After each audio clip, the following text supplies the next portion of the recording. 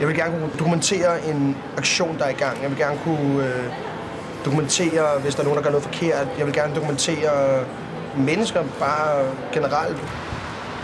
Vi er i gang med at lave nogle PR-billeder til noget nyt. Jeg tror, noget, der hedder Boksen. Og det er Simon Serbon, som der er DJ nede fra Saxons af, og Niklas Hofgaard, som der er MC. 1, 2, 3. Prøv det igen.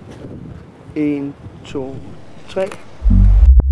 Jamel Sandou er 19 år gammel, freelance-fotograf og har blandt andet haft en billedserie i Politiken flere gange. Han er især fascineret af at fotografere nattelivet i København og har lavet portrætter af diverse anerkendte musikere og DJ's.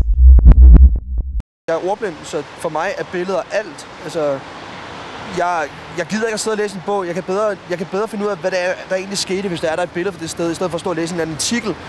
Jamel er opvokset i Lyngby og begynder allerede at fotografere i en alder af 13 år.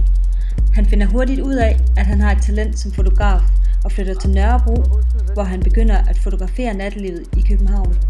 Det var det, der tændte mig. Det var bare værken med lyd og lys, og det var en perfekte scene. Folk har allerede gjort sig klar til at være ude i byen. Og du skal ikke bede folk om at gøre særlig meget andet, end at sige, hey, man tager et billede af dig, og så lige pludselig står folk bare...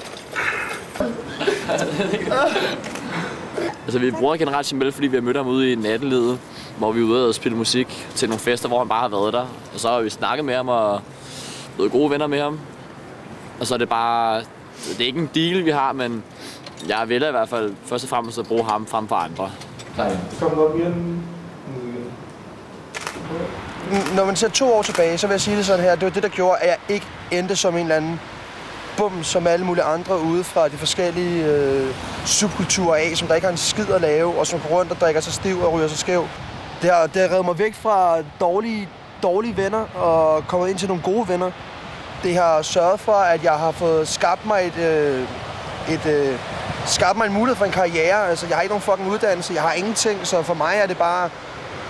Det er det, jeg gør. Det er det, jeg elsker at gøre. I helt inderst enden, så betyder det, at jeg kan få lov til at få nogle minder om mig selv, om mit liv generelt, og så prøve at sætte et smukkere billede på hverdagen, end det egentlig er.